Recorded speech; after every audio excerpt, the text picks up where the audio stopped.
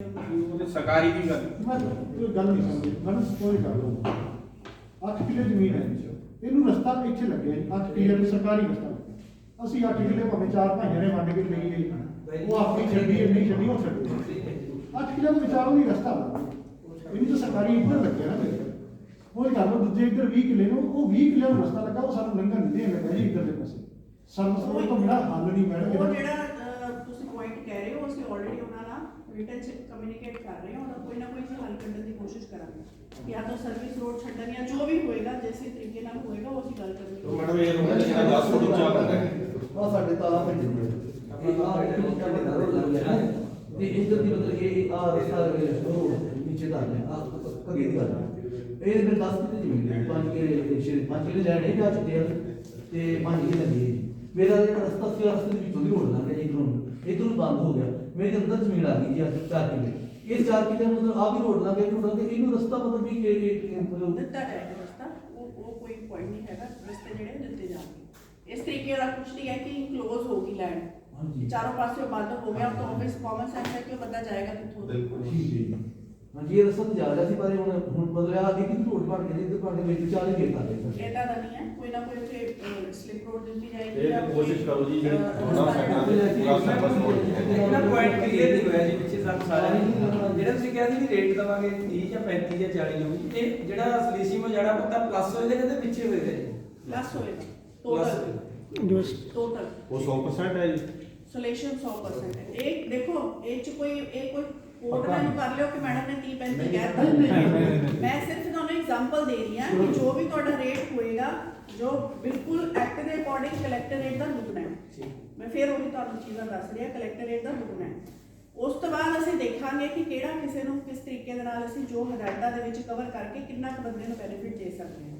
ਠੀਕ ਹੈ ਜੀ ਸਾਡੀ ਕੋਸ਼ਿਸ਼ ਹੋਏਗੀ ਕਿ ਐਟਲੀਸਟ ਤੁਹਾਨੂੰ ਮਾਰਕੀਟ ਰੇਟ ਮਿਲ ਜੇ ਇੱਕ ਮੈਮ ਅਸੀਂ ਐਪਲੀਕੇਸ਼ਨ ਦਿੱਤੀ ਸੀਗੀ ਜੀ ਕਮਿਸ਼ਨਰ ਸਾਹਿਬ ਦੇ ਘੱਗੇ ਤੋਂ ਕਲੈਕਟ ਰੇਟ ਵੀ ਇਹ ਬਹੁਤ ਘੱਟ ਹੈਗਾ ਮੇਰੀ ਰੋਡ ਤੇ ਜ਼ਮੀਨ ਹੈ ਜੀ 2280 ਕਲੈਕਟ ਰੇਟ ਆ ਉੱਥੇ ਸਾਰਾ ਜੀ ਤੇ ਪਿੱਛੋਂ ਛੱਡਤੀ ਹੈ ਜੀ ਉਹਨਾਂ ਨੇ ਜਾ ਕੇ 2 ਕਿੱਲੇ ਤੇ ਅੱਗੇ ਉਹ ਸਾਰਾ ਫਰੰਟ ਰੱਖ ਲਿਆ ਹੈਗਾ ਜੀ ਤੇ ਉਹ ਚ ਅਸੀਂ ਦਿੱਤੀ ਸੀ ਐਪਲੀਕੇਸ਼ਨ ਕਲੈਕਟ ਰੇਟ ਘੱਟ ਹੈ ਤੁਹਾਡੇ ਕੋਲ ਵੀ ਇੱਥੇ ਮਾਰਕ ਹੋ ਕੇ 9ਵੇਂ ਮਹੀਨੇ ਚ ਦੂਜੀ ਤਰੀਕ ਨੂੰ ਆਈ ਕਲੈਕਟਰ ਰੇਟ ਰਿਵਾਈਜ਼ ਕਰਨ ਲਈ ਅਸੀਂ ਐਪਲੀਕੇਸ਼ਨ ਭੇਜੀ ਸੀ ਮੇਰੇ ਵੱਲੋਂ ਭੇਜੀ ਗਈ ਸੀ ਉਹ ਕਿਉਂਕਿ ਨੋਟੀਫਿਕੇਸ਼ਨ ਹੋ ਚੁੱਕਿਆ ਸੀ ਇਸ ਕਰਕੇ ਉਹ ਸੈਟ ਨਹੀਂ ਹੋਈ ਠੀਕ ਹੈ ਕਲੈਕਟਰ ਰੇਟ ਇੱਥੇ ਰਿਵਾਈਜ਼ ਨਹੀਂ ਹੋਈ ਬਟ ਮੈਂ ਕੇਸ ਬਣਾ ਕੇ ਭੇਜਿਆ ਸੀ ਕਿ ਜਿਹੜੇ 11 ਪਿੰਡ ਨੇ ਇਹਨਾਂ ਦੇ ਕਲੈਕਟਰ ਰੇਟ ਵਧਾਏ ਜਾਣ ਠੀਕ ਹੈ ਜੀ ਉਹ ਡੀਸੀ ਸਾਹਿਬ ਵੱਲੋਂ ਅਸੈਪਟ ਨਹੀਂ ਹੋਈ ਕਿਉਂਕਿ ਜਦ ਪ੍ਰੋਜੈਕਟ ਅਨਾਉਂਸ ਹੋ ਜਾਂਦਾ ਉਸ ਤੋਂ ਬਾਅਦ ਰੇਟ ਰਿਵਾਈਜ਼ ਨਹੀਂ ਹੋ ਸਕਦਾ ਇਹ ਇਸ਼ੂ ਸੀ ਇਸ ਕਰਕੇ ਇੱਥੇ ਕਲੈਕਟਰ ਰੇਟ ਨਹੀਂ ਵਧੇ ਹਾਂਜੀ ਉੱਥੇ ਬਰਾਸ ਦੇ ਇਹਨਾਂ ਦਾ ਘਰ ਵਿੱਚ ਆ ਰਿਹਾ ਜੀ ਸਾਰਾ ਹੀ ਟੋਟਲੀ ਤੇ ਉੱਥੇ ਹੁਣ ਤੱਕ ਕਿਸੇ ਨੇ ਮਤਲਬ ਜਾ ਕੇ ਨਾ ਸਟਰਕਚਰ ਦੇਖਿਆ ਹੈਗਾ ਜਿਨਾ ਮਤਲਬ ਕੋਈ ਦੇਖੋ ਇਹ ਜਿਹੜਾ ਸਰਵੇ ਡਰੋਨ ਦੇ ਨਾਲ ਸਰਵੇ ਹੋ ਰਿਹਾ ਹੈ ਅੱਛਾ ਸਰਵੇ ਹੋ ਚੁੱਕਿਆ ਹੈ ਠੀਕ ਹੈ ਸੋ ਤੁਸੀਂ ਇਹ ਨਾ ਡਰੋ ਕਿ ਕੋਈ ਆਇਆ ਹੀ ਨਹੀਂ ਦੇਖਣ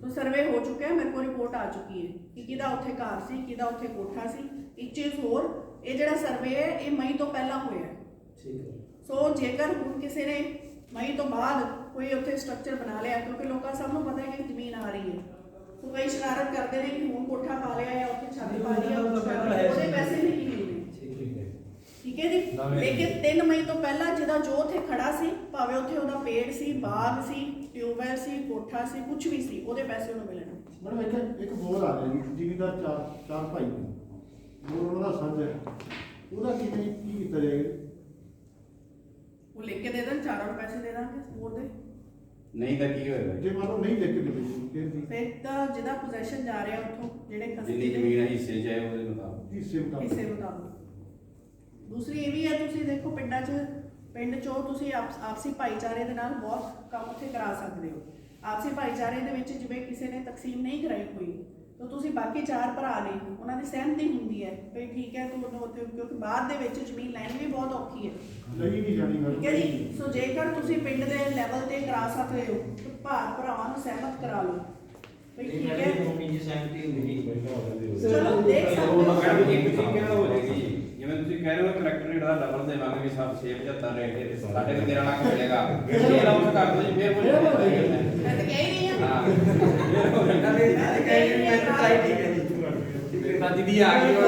ਇਹਦੇ 'ਚ ਕੋਈ ਸ਼ੱਕ ਨਹੀਂ ਹੈ ਕਿ ਕਲੈਕਟਰ ਰੇਟ ਦਾ ਦੁੱਗਣਾ ਮਿਲਣਾ ਹੈ ਠੀਕ ਹੈ ਸੋ ਇਸ ਤੁਸੀਂ ਅੱਜ ਦੀ ਭਾਵੇਂ ਲੋਕਾਂ ਨੂੰ ਜਾ ਕੇ ਵੀ ਦੱਸ ਦੋਗੇ ਕਿ ਵੀ ਮੈਡਮ ਨੇ ਇਹੋ ਜਿਹਾ ਕੁਝ ਨਹੀਂ ਕਿਹਾ ਕਿ 4 ਗੁਣਾ ਮਿਲਣਾ ਹੈ 2-2 ਕਰੋੜ ਮਿਲਣਾ ਹੈ ਕੁਝ ਨਹੀਂ ਹੈਗਾ ਇਹੋ ਜਿਹਾ ਸੋ ਉਹਦੇ ਬੇਸ ਤੇ ਜੇ ਕਿਸੇ ਦਾ ਭਲਾ ਕਰਾ ਸਕਦੇ ਹੋ ਕਰਾ ਲਓ ਮੈਡਮ ਐਕਚੁਅਲੀ ਨਾ ਅੱਜ ਦੀ ਘੜੀ ਜਿੱਥੇ ਆਪਣਾ ਜਿਹੜਾ ਕਲੈਕਟਰੇਟ ਕੀ ਹੈ ਜੀ?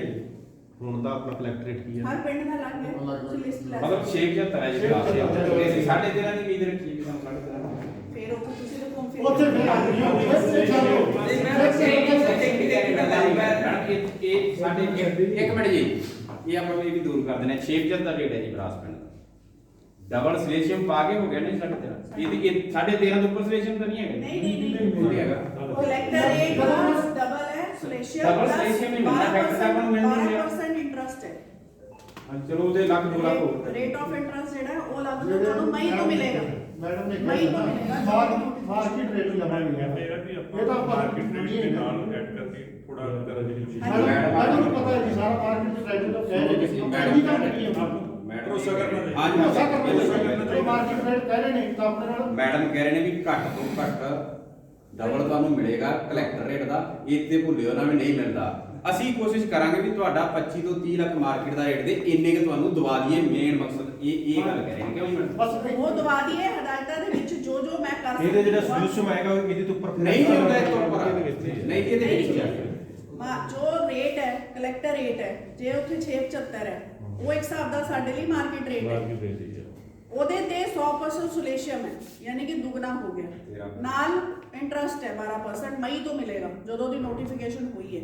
ਜਦੋਂ ਤੱਕ ਮੈਂ ਅਵਾਰਡ ਸੁਣਾਨੀ ਹੈ, ਜਦੋਂ ਤੱਕ ਤੁਹਾਨੂੰ ਪੈਸੇ ਨਹੀਂ ਮਿਲ ਜਾਂਦੇ ਉਨੀ ਡੇਟ ਤੱਕ ਦੇ ਤੁਹਾਨੂੰ 6-7 ਮਹੀਨੇ ਦਾ ਇੰਟਰਸਟ ਵੀ ਮਿਲੇਗਾ। ਠੀਕ ਹੈ ਜੀ, ਇਹ ਹੈਗਾ ਜੋ ਕਾਨੂੰਨ ਕਹਿ ਰਹੇ।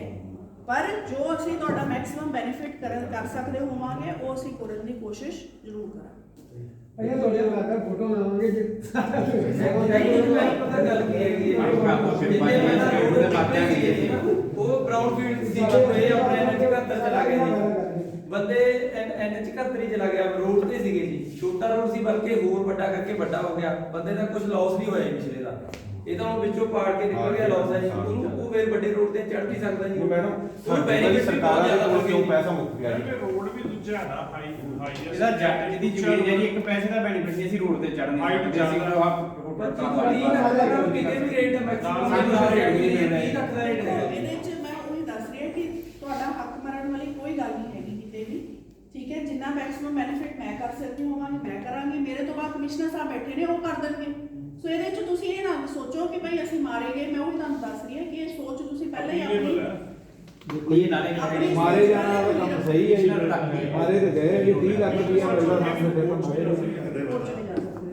ਬਾਉਂਟਰ ਕਮਿਸ਼ਨਰ ਤੋਂ ਬਾਅਦ FCR ਦੇ ਕੋਲ ਅਪੀਲ ਅੱਛਾ ਮੈਡਮ, ਇਹ ਵੀ ਬੇਨਤੀ ਸਾਡੀ ਹੋ ਰਹੀ ਵੀ ਸਾਨੂੰ ਇੱਕ ਹੋਰ ਥੋੜਾ ਦੱਸ ਦਿਓ। ਜੇ ਅਸੀਂ ਪੈਸੇ ਚੱਕ ਲਏ, ਤੁਸੀਂ 5 ਲੱਖ ਦਿੰਦੇ ਹੋ, ਸਾਨੂੰ 50 ਲੱਖ ਦਿੰਦੇ ਹੋ, ਵੀ ਫਿਰ ਵੀ ਅਸੀਂ ਕੇਸ ਕਰ ਸਕਦੇ ਹਾਂ? ਹੈ ਨਹੀਂ, ਫਿਰ ਨਹੀਂ ਕਰ ਸਕਦੇ। ਜੇ ਤੁਸੀਂ ਪੈਸੇ ਲੈ ਲਏ ਅੱਛਾ ਜੀ। ਠੀਕ ਹੈ, ਫਿਰ ਤੁਸੀਂ ਕੇਸ ਪਾਉਂਦੇ ਹੱਕਦਾਰ ਨਹੀਂ ਹੁੰਦੇ। ਲੇਕਿਨ ਜੇ ਤੁਸੀਂ ਮੇਰੇ ਜੋ ਮੈਂ ਸੁਣਾਉਂਦੀ ਹਾਂ, ਤੁਸੀਂ ਆ ਕੇ ਮੇਰੇ ਇੱਥੇ ਦਰਖਾਸਤ ਦੇ ਦਿਓ ਕਿ ਮੈਨੂੰ ਤੁਹਾਡਾ ਸੁਣਾਇਆ ਅਵਾਰਡ ਮਨਜ਼ੂਰ ਨਹੀਂ ਹੈ, ਅਸੀਂ ਪੈਸੇ ਨਹੀਂ ਲੈਣਾ ਚਾਹੁੰਦੇ, ਮੈਂ ਤੁਹਾਡੇ ਪੈਸੇ ਕੋਰਟ ਚ ਜ਼ਰੂਰ ਕਿੰਨੇ percent ਜੀ ਇਹ?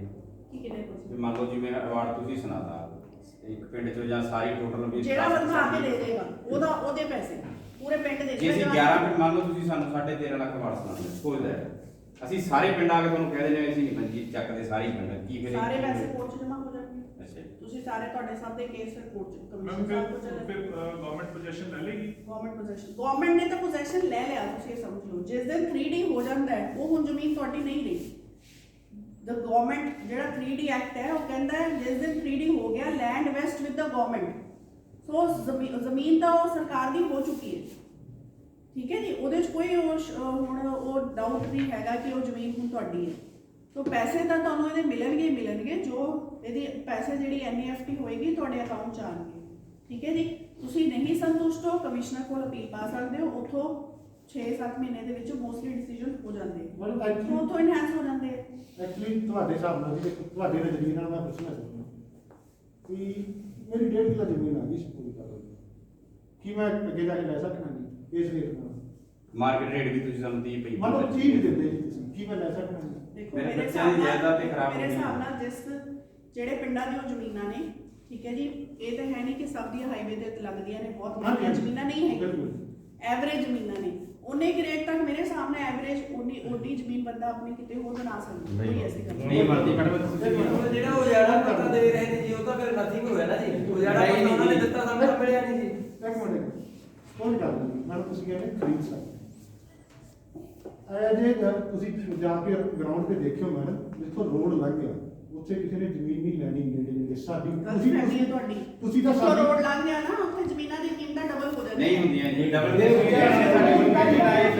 ਉਹ ਰੋਡ ਹਾਈਟ ਤੇ ਚਰਚ ਵੀ ਬਣ ਰਹੇ ਆ, ਕਿਤੇ ਕਿਤੇ ਪੁੱਲ ਹੈ, ਸਾਰੀ ਰੋਡ ਥੋੜੀ ਫਲਾਈਓਵਰ ਬਣ ਰਹੀ ਹੈ। ਸਾਰੀ ਬਣ ਰਹੀ ਹੈ ਨਹੀਂ ਜੀ, ਮੈਡਮ ਐਕਚੁਅਲੀ ਦੇਖੋ ਫਲਾਈਓਵਰ ਕਿਤੇ ਕਿਤੇ ਨੇ, 3 ਮੀਟਰ ਉੱਚੀ ਹੈ। ਐਲੀਵੇਸ਼ਨਸ ਜਿਹੜੀਆਂ ਨੇ ਕਿਤੇ ਕਿਤੇ ਨੇ, ਸਾਰੀ ਰੋਡ ਥੋੜੀ ਹਵਾ ਚ 12 ਬਣ ਰਹੀ ਹੈ। ਮੈਡਮ ਤਕਰੀਬਨ ਸਾਰੀ ਹੈ ਜੀ। ਮੈਡਮ ਅਸੀਂ ਦੱਸਦੇ ਹਾਂ ਜੀ ਬਰਾਸ ਪਿੰਡ ਹੈ ਸਾਡਾ, ਬਰਾਸ ਪਿੰਡ ਤੋਂ ਦੂਰ ਰੋਡ ਨਹੀਂ ਕਰਦੇ ਜੀ, ਇੱਕ ਤੇ ਆ ਕੇ ਇਹਨੂੰ ਇੱਕ ਕੰਮ ਲੱਗਾ ਕੁਝ ਪਿੰਡ ਜਿਹੜੇ ਜੰਕਸ਼ਨ ਤੇ ਆ ਰਹੇ ਨੇ, ਜਿਵੇਂ ਜਿੱਥੋਂ ਇਹਨਾਂ ਦਾ ਜੰਕਸ਼ਨ ਹੈ, ਡੈਵੀਏਸ਼ਨ ਹੈ, ਜਾਂ ਉੱਥੇ ਐਲੀਵੇਸ਼ਨ ਹੋ ਸਕਦੀ ਹੈ, ਪਰ ਇਹ ਥੋੜੀ ਹੈ ਕਿ ਸਾਰੀ ਜ਼ਮੀਨ ਹੀ ਹਵਾ 'ਚ ਬਣ ਰਹੀ ਹੈ, ਸਾਰੀ ਸੜਕ ਹੀ ਹਵਾ 'ਚ 3 ਬਣ ਰਹੀ ਮੀਟਰ ਹੈ। ਉੱਚੀ ਬਣਾਉਣੀ ਜੀ ਕਿਤੇ। ਦੇਖੋ ਮੇਰੀ ਗੱਲ ਸੁਣੋ, ਐਕੁਇਜ਼ੀਸ਼ਨਸ ਪਹਿਲਾਂ ਵੀ ਹੋਈਆਂ ਨੇ ਇੱਥੇ, ਤਾਂ ਤੁਹਾਨੂੰ ਸਭ ਨੂੰ ਮੇਰੇ ਤੋਂ ਵੱਧ ਪਤਾ ਹੈ। ਇਨਹਾਂਸ ਹੋ ਕੇ ਕਈਆਂ ਨੇ ਕਰੋੜ ਰੁਪਈਆ ਵੀ ਲਿਆ, ਠੀਕ ਹੈ ਜੀ। ਸੋ ਇਹਦੇ 'ਚ ਡਰਨ ਵਾਲੀ ਘਬਰਾਉਣ ਵਾਲੀ ਗੱਲ ਮੈਂ ਫਿਰ ਉਹੀ ਇਸੇ ਕਰਕੇ ਦੱਸ ਰਹੀ ਹਾਂ ਕਿ ਨਹੀਂ ਹੁੰਦੀ, ਠੀਕ ਹੈ ਜੀ। ਇਹਦਾ ਦਾਇਰਾ ਹੁੰਦਾ ਹੈ, ਜਿੰਨਾ ਕੰਮ ਮੈਂ ਕਰ ਸਕਦੀ ਹੋਵਾਂਗੀ ਮੈਂ ਕਰਾਂਗੀ, ਕੋਸ਼ਿਸ਼ ਕਰਾਂਗੀ ਕਿ ਤੁਹਾਨੂੰ ਅੱਗੇ ਜਾਣ ਦੀ ਲੋੜ ਨਾ ਪਏ। ਫਿਰ ਵੀ ਤੁਹਾਨੂੰ ਲੋੜ ਪੈਂਦੀ ਹੈ, ਤੁਸੀਂ ਕਮਿਸ਼ਨਰ ਸਾਹਿਬ ਕੋਲ ਜਾ ਸਕਦੇ ਹੋ, ਉੱਥੇ ਅਪੀਲ ਕਰਕੇ ਆਪਣੀ ਇਨਹੈਂਸਮੈਂਟ ਦੇ ਕੇਸ ਪਾ ਸਕਦੇ ਹੋ। ਅੱਛਾ ਮੈਡਮ ਇੱਕ ਠੀਕ ਹੈ ਜੀ। ਪਰ ਮੈਂ ਫਿਰ ਤੁਹਾਨੂੰ ਇਹ ਸਾਰੀ ਚੀਜ਼ਾਂ ਹੀ ਦੱਸ ਰਹੀ ਹਾਂ ਕਿ ਲੋਕਾਂ ਦੇ ਪਿੱਛੇ ਨਾ ਲੱਗਿਓ। ਜਿਹੜੇ ਆਸ ਪਿੰਡਾਂ ਦੇ ਵਿੱਚ ਖਰਾਬ ਕਰਨ ਵਾਲੇ ਦੇਖੋ ਬਹੁਤ ਹੋਣਗੇ ਜਦੋਂ ਐਕੁਇਜ਼ੀਸ਼ਨ ਹੁੰਦੀ ਹੈ, ਸੋ ਉਹਨਾਂ ਦੇ ਮਗਰ ਨਾ ਲੱਗਿਓ ਕਿ ਲੈਣ ਦੀ ਲੋੜ ਨਹੀਂ, ਜਾਣ ਦੀ ਲੋੜ ਨਹੀਂ, ਹੁਣੇ ਧਰਨੇ ਲਾ ਲਓ, ਹੁਣੇ ਬਲੌਕ ਕਰ ਦਿਓ, ਆਪਾਂ ਕਬਜ਼ਾ ਨਹੀਂ ਦੇਣਾ, ਇਹੋ ਜਿਹੀ ਚੀਜ਼ਾਂ ਦੇ ਵਿੱਚ ਨਾ ਪਿਓ, ਨੁਕਸਾਨ ਤੁਹਾਡਾ ਹੋਵੇ। ਅਸੀਂ ਤੁਹਾਡੇ ਇਹ ਪ੍ਰੋਜੈਕਟ ਸਰਕਾਰ ਵੱਲੋਂ ਇੱਕ ਬੂਨ ਹੈ ਤੁਹਾਡੇ ਲਈ, ਵਰਦਾਨ ਹੈ, ਸੋ ਉਹਨੂੰ ਵਰਦਾਨ ਸਮਝ ਕੇ ਹੀ ਅਪਣਾਓ। ਬਹੁਤ ਫਾਇਦਾ ਹੁੰਦਾ ਜਿੰਨਾਂ ਦੀ ਸੜਕਾਂ ਜ਼ਮੀਨਾਂ ਆ ਜਾਂਦੀਆਂ ਸੜਕਾਂ 'ਚ, ਠੀਕ ਹੈ ਜੀ। ਸੋ ਤੁਸੀਂ ਉਹ ਮੈਂ ਐਗਜ਼ੈਕਟ ਹੁਣ ਦੱਸ ਦਿੰਦੀ ਹਾਂ, ਦੇਖ ਲਓ। ਨਹੀਂ ਏਦਾਂ ਨਹੀਂ ਹੁੰਦਾ, ਥੋੜੀ ਐਲੀਵੇਸ਼ਨ ਤਾਂ ਹੁੰਦੀ ਹੈ, ਪਰ ਇਹ ਨਹੀਂ ਹੈ ਕਿ ਸਾਰੀ ਹਵਾ 'ਚ ਬਣ ਰਹੀ ਹੈ। ਅੱਛਾ ਮੈਡਮ ਇੱਕ ਸਾਡਾ ਇਹ ਕਹਿਣੀ ਚਾਹੁੰਦੇ ਵੀ ਉਸ ਤੇ ਸਾਨੂੰ ਪਰਮਿਸ਼ਨ ਤਾਂ ਕੋਈ ਨਹੀਂ ਹੈਗੀ ਵੀ ਕੁਝ ਬਣਾ ਲਾਂਗੇ ਆਪਣਾ, ਆਹ ਗੱਲ ਕਰਦੇ ਇੰਨੀ ਨਹੀਂ ਹੈਗੀ ਮੈਡਮ, ਹਾਈਟ ਉਹਦੀ ਥੋੜੀ ਜ਼ਰੂਰ ਹੋਏਗੀ, ਪਰ ਇਹ ਨਹੀਂ ਹੈ ਕਿ ਉੱਥੇ ਚੜ੍ਹਨ ਦੇ ਜਾਂ ਉਤਰਨ ਦੇ ਪੁਆਇੰਟ ਹੀ ਨਹੀਂ ਹੈਗੇ। ਇਹ ਐਕਸਪ੍ਰੈਸ ਵੇ ਹੈ, ਪਹਿਲੀ ਗੱਲ ਇਹ ਐਕਸਪ੍ਰੈਸ ਵੇ ਹੈ, ਇਹਦੇ 'ਚ ਇਹ ਨਹੀਂ ਕਿ ਹਾਈਵੇ ਬਾਹਰ ਕੀ ਹਰ 2 ਬਾਹਰ ਇੱਕ ਮੋੜ ਆ ਜਾਏਗਾ, ਨਹੀਂ ਉਹ ਨਹੀਂ ਹੈ। ਬਟ ਉਤਰਨ ਚੜ੍ਹਨ ਦੀ ਜਿੱਥੇ ਵੀ ਸੁਵਿਧਾ ਹੋਏਗੀ ਉਹ ਦਿੱਤੀ ਜਾਏਗੀ, ਕੋਈ ਐਸੀ ਗੱਲ ਨਹੀਂ। ਮੈਡਮ ਇੱਕ ਬੇਨਤੀ ਹੋ ਰਹੀ ਸਾਡੇ ਵੱਲੋਂ ਸਾਰਿਆਂ ਨੂੰ ਵੀ ਜਿਹੜੀ ਸਾਨੂੰ ਤੁਸੀਂ ਪੇਮੈਂਟ ਦਓਗੇ ਵੀ ਵਹਿਮੇ ਤੁਸੀਂ ਕਹਿੰਦੇ ਹੋ ਅਫਵਾਹਾਂ 'ਚ ਨਾ ਵੜਿਓ, ਪਿੰਡਾਂ 'ਚ ਅਫਵਾਹਾਂ ਨੇ ਵੀ ਜਿੰਨੇ ਕੁ ਤੁਹਾਨੂੰ ਪੈਸੇ ਪੈਣੇ ਨੇ, ਜਿਹੜਾ ਤੁਹਾਡਾ ਕਰਜ਼ਾ ਉਹ ਕੱਟ ਕੇ ਪੈਣੇ ਨੇ, ਸਾਨੂੰ ਇਹ ਦੱਸੋ ਡਾਇਰੈਕਟ ਦਓਗੇ ਕਿ ਸਾਡੇ ਕੱਟ ਕੇ ਸਾਨੂੰ ਦਓ। ਜਿਹੜੀ ਅਸੀਂ ਜਦੋਂ ਜਿਹੜੀ ਪੇਮੈਂਟ ਪਏਗੀ ਹਾਂਜੀ। ਤੁਹਾਨੂੰ ਅਸੀਂ ਤੁਹਾਡੇ ਕਰਜ਼ੇ ਦੇ ਨਾਲ ਨਹੀਂ ਲੈਣਾ ਦੇਣਾ, ਠੀਕ ਹੈ। ਉਹ ਕਰਜ਼ਾ ਤੁਹਾਡਾ ਕਰਜ਼ਾ ਹੈ, ਤੁਸੀਂ ਲਾਣਾ ਠੀਕ ਹੈ। ਤਾਂ ਅਸੀਂ ਤਾਂ ਤੁਹਾਨੂੰ ਉਹਦੇ ਪੈਸੇ ਦੇਣੇ, ਅਕਾਊਂਟ ਦੇ ਡਾਇਰੈਕਟ ਪੈਸੇ। ਅਕਾਊਂਟ ਦੇ ਵਿੱਚ ਤੁਹਾਨੂੰ ਉਹਦੇ ਪੈਸੇ ਮਿਲਣਗੇ, ਉਹਦਾ ਕਰਜ਼ਾ ਆੜ ਰਹਿਣ ਕਰਕੇ ਜਿਹੜੀ ਹੈ ਉਹਦਾ ਪੋਜੀਸ਼ਨ ਹੋਰ ਕੋਈ ਅਫਵਾਹ ਜਾਂ ਜੇ ਇਹਦਾ ਤੁਹਾਡਾ ਪਿੱਛੇ ਬਾਕੀ ਕਮਿਊਨਿਟੀ ਕੋਈ ਗੱਲ ਨਹੀਂ। ਹਾਂਜੀ ਹਾਂਜੀ ਬਸ ਉਹਨਾਂ ਨੇ ਕਿਹਾ ਹੋਇਆ ਕਿ ਜੋ ਵੀ ਮੈਕਸਿਮਮ ਉਹਦੇ ਚ ਹੋ ਸਕਦਾ ਹੋਵੇਗਾ ਅਸੀਂ ਕੋਸ਼ਿਸ਼ ਉਹ ਸਾਰੀ ਸੋਲਵ ਹੁੰਦੀ ਹੈ ਜੀ। ਇਹ ਦੋਵੇਂ ਪਾਸੇ ਜ਼ਿਮੀਦਾਰ ਦਾ ਫਾਇਦਾ ਹੋਇਆ ਜ਼ਮੀਨ ਲੈਣ ਦੇ ਕਰਕੇ, ਪਰ ਜ਼ਿਮੀਦਾਰ ਦੀਆਂ 2 ਲੱਤਾਂ ਨੇ ਜਿਨ੍ਹਾਂ ਦੇ ਜੱਟਾਂ ਵਾਲਾ ਹਿਸਾਬ ਦਾ ਮੈਡਮ 3 ਲੱਤਾਂ ਦੇ ਜ਼ਿਮੀਦਾਰ ਦੀ ਖੇਤ ਜਾਣਗੇ, ਜੇ ਇੱਕ ਕਿੱਲਾ ਇੱਧਰ ਰਹਿ ਗਿਆ, ਇੱਕ ਇੱਧਰ ਰਹਿ ਗਿਆ, ਜੇ ਕਿੱਲਾ ਹੋਰ ਜਾ ਕੇ ਕਿਤੇ ਲੈ ਲੈਂਦਾ, ਖੇਤੀ ਕਿੱਥੇ ਕਰਦਾ।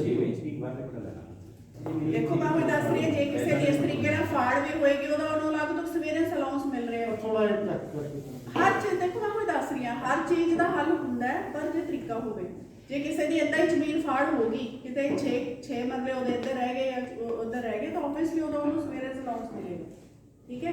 ਪਰ ਇਹ ਨਹੀਂ ਕਿ ਜੇ ਕਿਸੇ ਦੇ 4 ਕਿੱਲੇ ਇੱਧਰ ਰਹਿ ਗਏ ਤੇ 2 ਕਿੱਲੇ ਉੱਧਰ ਰਹਿ ਗਏ, ਉਹਦਾ ਨਹੀਂ ਮਿਲਦਾ। ਨਹੀਂ ਉਹਨੂੰ ਰਸਤਾ ਇਹਦੀ ਲਿਮਟ ਕਿੰਨੀ ਹੈ ਮੈਡਮ? ਵੀ ਜਿਵੇਂ ਮੰਨ ਲਓ 5-4 ਕਿੱਲੇ ਨੇ ਕਿਸੇ ਦੇ, ਉਹਦੀ ਕੀ ਲਿਮਟ ਹੈ ਕਿ 2 ਭਰਾ ਰਹਿ ਜਾਣ ਜਾਂ 4? ਐਗਜ਼ੈਕਟ ਇੰਸਟਰਕਸ਼ਨ ਅਜੇ ਲੈ ਰਹੇ ਹਾਂ। ਵੈਸੇ ਜਿੱਥੋਂ ਤੱਕ ਹੁਣ ਤੱਕ ਮੈਨੂੰ ਸੁਣਨ ਚ ਆਇਆ ਕਿ 2 ਕਿੱਲੇ ਹੈ ਸ਼ਾਇਦ, 2 ਕਿੱਲੇ। ਬਟ ਆਈ ਐਮ ਨਾਟ ਸ਼ੋਰ। ਉਹ ਸ਼ੋਰ ਕਰਕੇ ਜੋ ਇਸ ਗਾਈਡਲਾਈਨਸ ਹੋਣਗੀਆਂ ਉਹਦੇ ਅਕੋਰਡਿੰਗਲੀ ਉਹ ਦਿੱਤਾ ਜਾਏਗਾ। ਉਸ ਫੇਵਰ ਨੂੰ ਚੱਕ ਕੇ ਜੇ ਮੰਨ ਲਓ ਉਹਦੇ 2 ਕਿੱਲੇ ਇੱਕ ਸਾਈਡ ਰਹਿੰਦੇ ਨੇ ਜਾਂ ਮਤਲਬ ਉਹਦੀ ਸਾਰੀ ਜ਼ਮੀਨ ਆ ਗਈ, ਠੀਕ ਹੈ। ਸਿਰਫ ਹੁਣ ਉਹਦਾ 2 ਕਿੱਲੇ ਦਾ ਟੋਟਾ ਇੱਕ ਪਾਸੇ ਜਾਂ ਉਸ ਤੋਂ ਘੱਟ ਦਾ ਟੋਟਾ ਇੱਕ ਪਾਸੇ ਰਹਿ ਗਿਆ, ਤਾਂ ਉਸ ਵੇਲੇ ਅਲਾਉਂਸ ਕਲੇਮ ਕਰ ਸਕਦਾ ਹੈ, ਠੀਕ ਹੈ ਜੀ। ਇੱਕ ਸਾਡੀ ਬੇਨਤੀ ਹੈ ਜੀ, ਜਿੱਥੋਂ ਆਪਣੇ ਐਂਟਰੀ ਪੁਆਇੰਟ ਹੈ ਜਿਵੇਂ ਪੰਜਾਬ 'ਚ ਐਂਟਰ ਹੋਣੀ ਚਾਹੀਦੀ, ਇੱਕ ਦਿਨ ਸਾਨੂੰ ਜੀ ਟਾਈਮ ਦਿਓ, ਇੱਕ ਦਿਨ ਉੱਥੇ ਮੌਕਾ ਦੇ ਦਿਓ ਜੀ ਆ ਕੇ, ਜਿੱਥੋਂ ਆਪਣੇ ਕੀ ਦਿੱਕਤ ਹੈ?